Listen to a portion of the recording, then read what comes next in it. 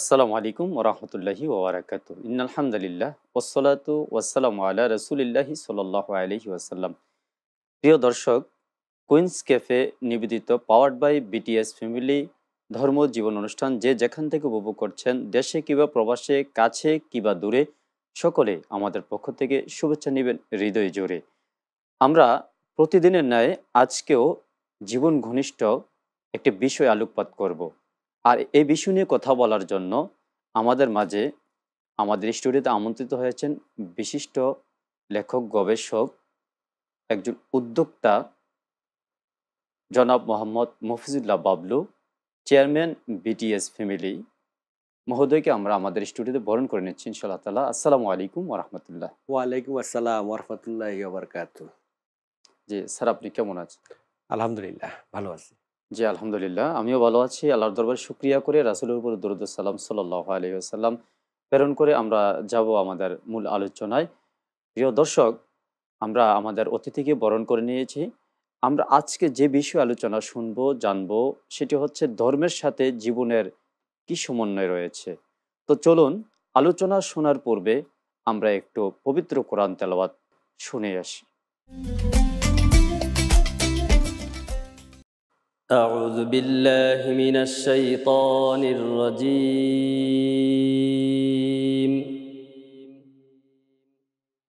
بسم الله الرحمن الرحيم.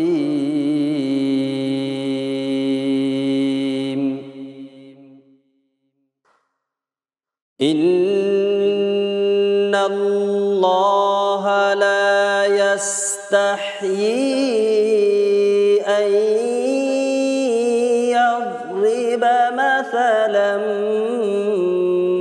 ما بعوضة فما فوقها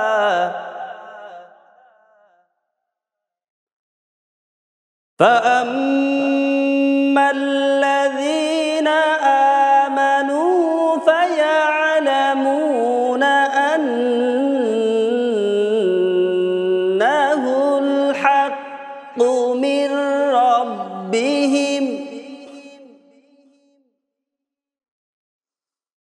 وأما الذين كفروا فيقولون ماذا أراد الله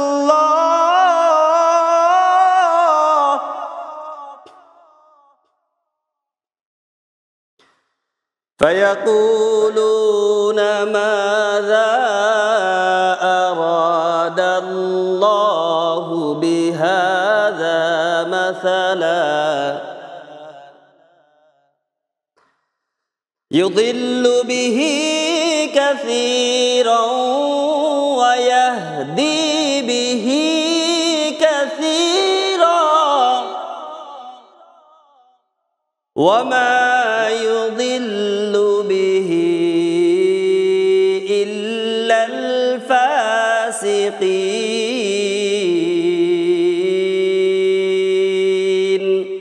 صدق الله العظيم.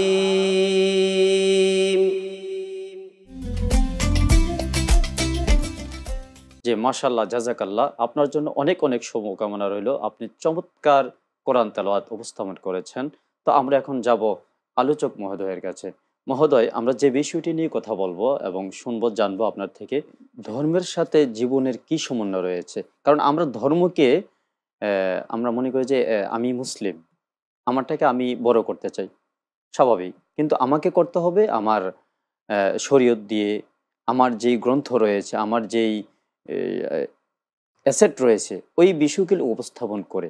এজন্য আমরা আজকের এই আমাদের প্রোগ্রামটাকে ধর্ম জীবন দিয়েছি। তো অন্য কোনো ভাই যদি আসে বলে যে আমি অন্য ধর্মের, হ্যাঁ, তার ধর্ম সে পালন করবে, তারও একটা জীবন আছে। তো এজন্য সেও যদি চায় যে না, এই ধর্ম, তার ধর্মটাকে সে এখানে উপস্থাপন করবে, ওয়েলকাম। এজন্য আমি যে বিষয়টাকে দিয়েছি ধর্ম ও জীবন।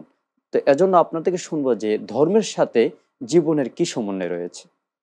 ধন্যবাদ আপনাকে, আপনাকে সুপ্রিয় দর্শক ধন্যবাদ। মণ্ডলী এবং যে যেখান থেকে অনুষ্ঠান দেখছেন, সবাইকে ধন্যবাদ এবং স্বাগতম আলোচনা শোনার জন্য। সেই সাথে চ্যানেল কর্তৃপক্ষ এবং আপনাকেও ধন্যবাদ আমাকে আলোচনা করতে দেওয়ার সুযোগ দেওয়ার জন্য। ধর্মের সাথে জীবনের সমন্বয় অত্যন্ত জরুরি। আপনার অনুষ্ঠানের নাম থেকে এটি বোঝা যায়। আর এই ধর্ম এবং জীবনের যে সমন্বয়, এই সমন্বয়টি একটি চলমান এবং অর্থপূর্ণ প্রক্রিয়া। যেই প্রক্রিয়ার মাধ্যমে একজন ব্যক্তির আধ্যাত্মিক এবং বাস্তব জীবনের ভারসাম্য প্রতিষ্ঠা পেয়ে থাকে। ধর্ম শুধুমাত্র আনুষ্ঠানিক কিছু রীতিনীতি। প্রতিটা ধর্মেই, যে কোনো ধর্মেই, মুসলিম, হিন্দু, বৌদ্ধ, খ্রিস্টান, প্রত্যেকটা ধর্মেরই নির্দিষ্ট কিছু রীতিনীতি থাকে, কিন্তু রীতিনীতির মধ্যে সীমাবদ্ধ থাকে না। এটিকে জীবনের প্রতিটি ক্ষেত্রে যখন আপনি ভারসাম্য গড়ে তুলতে পারবেন, সমন্বয় করে ভারসাম্য দিতে পারবেন, তখনই সেখানে উৎকর্ষতা আসে, সফলতা আসে। ধর্মীয় মূল্যবোধ এবং নৈতিকতা আমরা যদি মেনে চলি আমাদের জীবনে, যেমন ধর্মের শিক্ষাগুলো হলো সততা, ন্যায়পরায়ণতা, দয়া, ক্ষমা, সহানুভূতি এবং পরোপকার। এই ইত্যাদি বিষয়গুলো কিন্তু শুধুমাত্র ইসলাম ধর্ম নয়, প্রত্যেকটা ধর্মেই কিন্তু আপনাকে এই জিনিসগুলো শিক্ষা দিয়ে থাকে।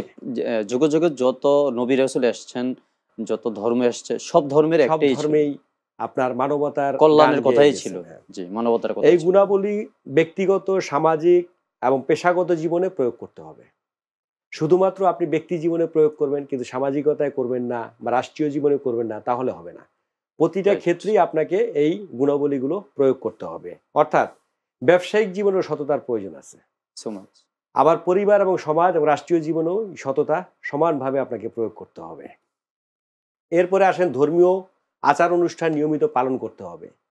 আপনি মুসলিম ধর্মের অনুসারী হন, হিন্দু ধর্মের অনুসারী হন, খ্রিস্টান ধর্মের, যেই ধর্মেরই হোক, তাদের যে ধর্মীয় অনুষ্ঠানাদি আছে সেগুলোকে পালন করতে হবে নিয়মিত।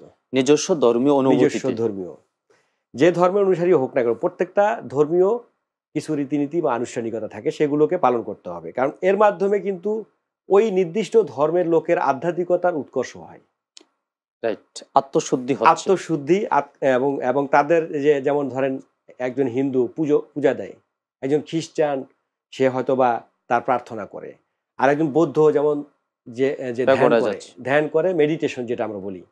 এবং আমরা মুসলমান, আমরা কি করি, আমরা নামাজ, রোজা, হজ, জাকাত, আমাদের যে রীতিনীতিগুলো আছে, ঈদের সময় আমরা আনুষ্ঠানিকভাবে পালন করি। এই যে ধর্মীয় রীতিনীতিগুলো, এগুলো দিয়ে কি হয়, এগুলো দিয়ে আমাদের আধ্যাত্মিকতার উৎকর্ষতা আসে। যেমন আমরাও কিন্তু আল্লাহর জিকির করি, আমরা মোরাকাবা করি, আমাদের এটা আধ্যাত্মিকতার জন্য আমরা করে থাকি। অর্থাৎ ধর্মীয় আচার অনুষ্ঠান নিয়মিত পালন করতে হবে। যেমন আমরা কোরআন তেলাওয়াত করি, এটার মাধ্যমে আধ্যাত্মিকতার উৎকর্ষতা আসে। তারপরে আপনার যেটা সবচেয়ে মুখ্য বিষয়, সময়ানুবর্তিতা, অর্থাৎ আপনি সময়ের কাজ সময় করতে হবে। এখন যেমন মুসলমানদের ক্ষেত্রে আপনি যদি ফজরের নামাজ জোহরের সময় পড়েন তাহলে তো হবে না, ফজরের নামাজ ফজরের সময় করতে হবে। অর্থাৎ সময়কে আমাদের কাজে লাগাতে হবে এবং সময়ের মতো সময়ের কাজ করতে হবে। যাদের অন্তর রয়েছে, প্রাণ রয়েছে, সবাইকে কিন্তু আধ্যাত্মিক বিষয়টা একান্ত জরুরি, প্রয়োজন। রাইট। হয়তো এই জিনিসটা আমরা নিচ্ছি, কিন্তু অনেকে ওইভাবে হৃদয়ঙ্গম করছি না। এই বিষয়ে কথা শুনবেন ইনশাআল্লাহ তাআলা, যে আধ্যাত্মিক বিষয়টা, আধ্যাত্মিক ব্যাপারটা তো আত্মা থেকে আসে, আত্মা থেকে আসে। এটা কি আপনি জনসমুদ্রের ভিতরে আধ্যাত্মিকতা হবে না। যেমন আমার রাসূল মোরাকাবা করেছেন কোথায়, পাহাড়ের ভিতরে একদম একা নিরবিচ্ছিন্নভাবে আল্লাহ পাকের ধ্যানে থেকে উনি আধ্যাত্মিকতা সাধন করেছেন। এটা একটা আদর্শ আমাদের। তাহলে আমরা যারা মুসলমান, আমাদের আধ্যাত্মিকতা ওই প্র্যাকটিসের মাধ্যমে আমরা অর্জন করতে পারি। যেমন লাকাদ কানা লাকুম ফি রাসূলিল্লাহি উসওয়াতুন হাসানাহ, রাসূলের জীবনে রয়েছে সর্বোত্তম আদর্শ। রাসূল ওইখান থেকে আদর্শটা শিখিয়েছেন আমাদেরকে। রাইট। এবং আপনি দেখেন অন্যান্য ধর্মেও কিন্তু আধ্যাত্মিকতা সাধনের জায়গা আছে। বিভিন্ন শিক্ষা ধর্মগুরুগণ যারা অন্যান্য ধর্মের, তারা মেডিটেশন করছেন, প্রার্থনা করছেন, পরে তারা কিন্তু আধ্যাত্মিকতার একটা চরম পর্যায়ে গেছেন। আপনি দেখেন অন্যান্য ধর্মগ্রন্থেও কিন্তু এই ব্যাপারগুলো খুব গুরুত্ব সহকারে বলা আছে। রাইট। আধ্যাত্মিকতা চর্চা অবশ্যই আপনার জীবনে একটা নিয়ামক হিসেবে থাকবে।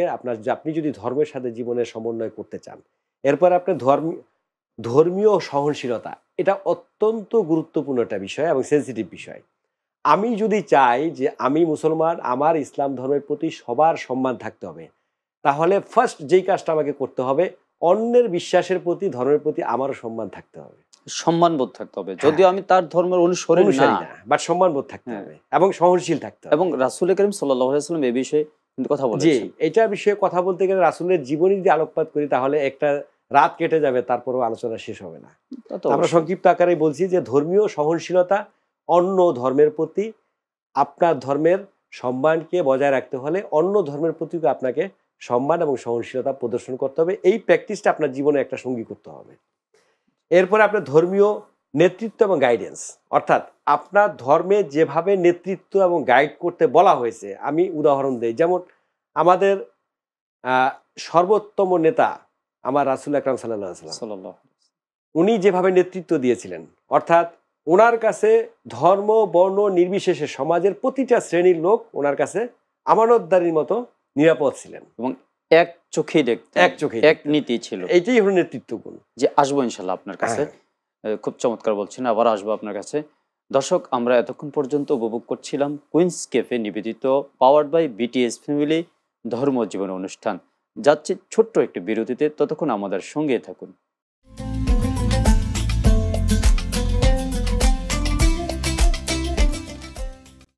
আসসালামু আলাইকুম রহমতুল্লাহি ওয়া বারাকাতুহু। দর্শক, ফিরে এলাম আবারও আপনাদের প্রিয় অনুষ্ঠান কুইন্স ক্যাফে নিবেদিত পাওয়ার্ড বাই বিটিএস ফ্যামিলি ধর্ম জীবন অনুষ্ঠানে। বিরতির সময়টুকুন আমাদের সঙ্গে থাকার জন্য আপনাদেরকে অনেক অনেক ধন্যবাদ। তা আমাদের আলোচক মহোদয়ের কাছে যাব। মহতারাম মহোদয়, আপনি বলছিলেন যে ঠিক যে পয়েন্ট থেকে আপনি শেষ করেছিলেন আমার বিরতির পূর্বে, সেই ঠিক ওই পয়েন্ট থেকে আমরা শুনবো ইনশাআল্লাহ তাআলা। ধন্যবাদ, আবারও সবাইকে ধন্যবাদ।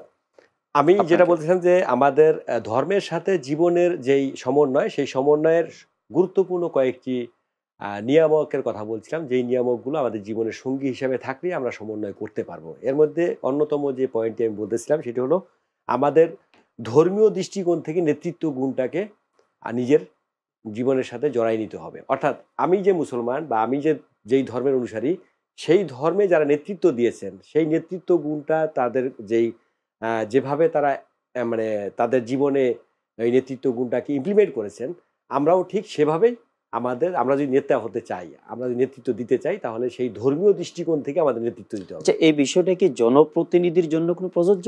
না, এটি সব ক্ষেত্রেই প্রযোজ্য, কারণ আপনি তো একজন পরিবারের নেতা, আপনি আপনার বন্ধু বান্ধবের নেতা হতে পারেন, আপনি একটা খেলাধুলা করতে গেলেন, সেখানে একটা টিমের নেতা। এটা শুধুমাত্র না, সবগুলোই আমি সব জায়গায় আপনি জানছি, যে কোনো কিন্তু জায়গায় নেতৃত্ব দিতে কিন্তু যাবেন। বিষয়টা আপনাকে কেন বলছি যে একজন জনপ্রতিনিধি হিসাবে, মানে মেম্বার থেকে শুরু করে একেবারে পার্লামেন্ট পর্যন্ত, ওনার জন্য তো অবশ্যই এটা জি। জরুরি।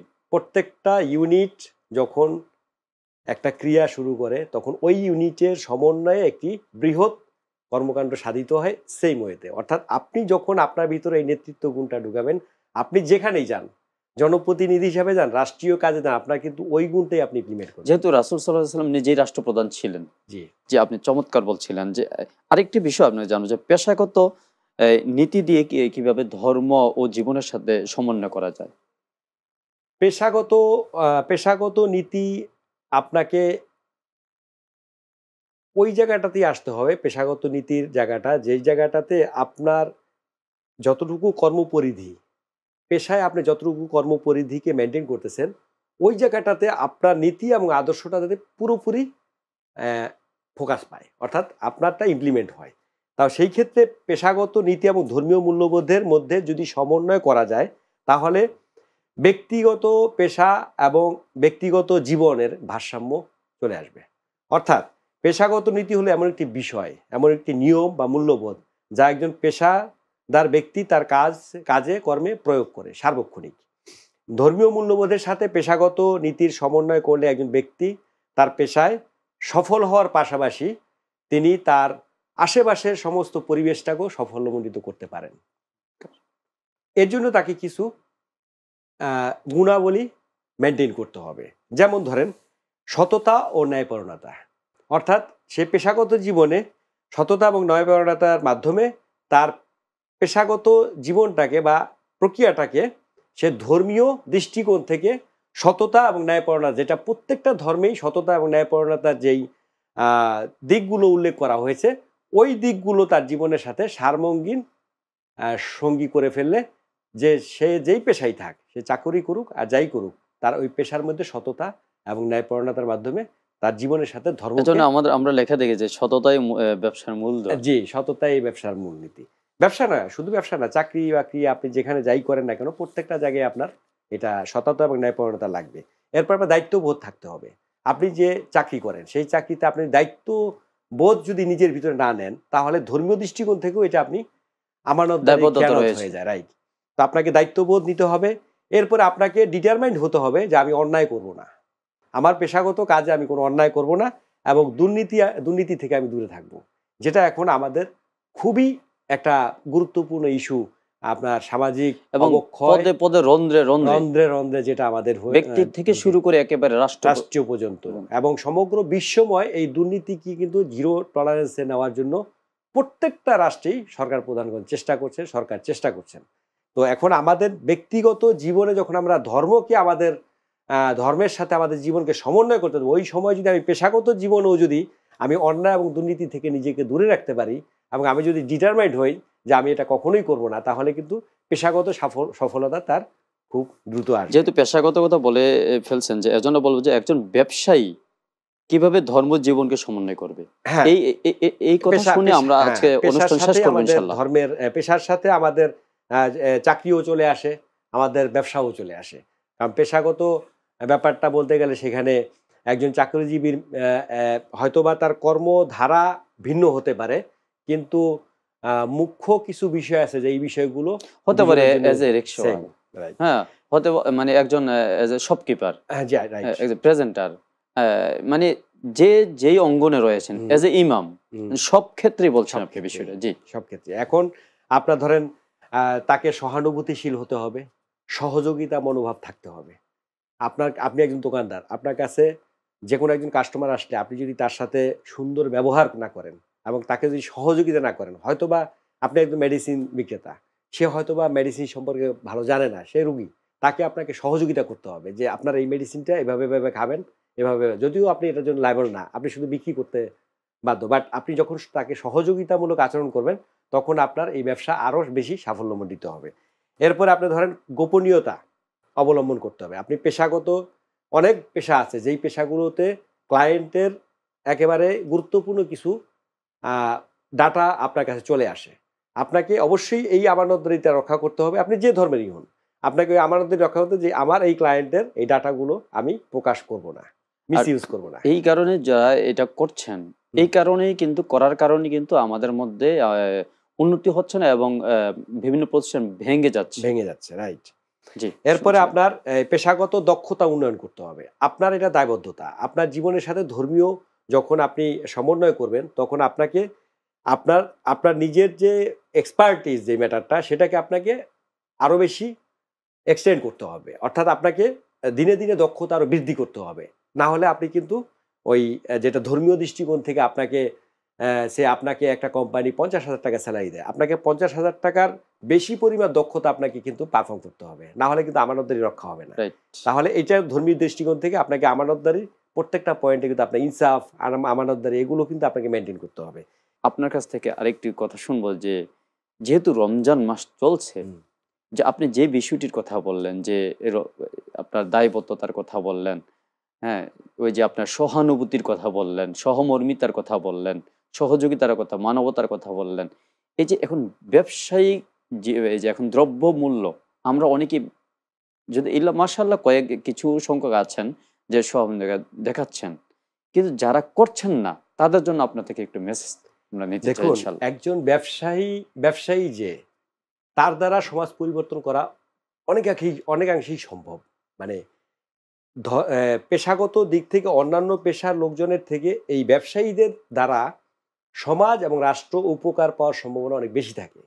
একজন ব্যবসায়ী তার প্রোডাক্টের মূল্য 5 টাকা, উনি যদি 6 টাকা বিক্রি করে তাহলে এটা তার ইনসাফ, আর যদি সে 8 টাকা বিক্রি করে তাহলে এটা তার ব্যবসা।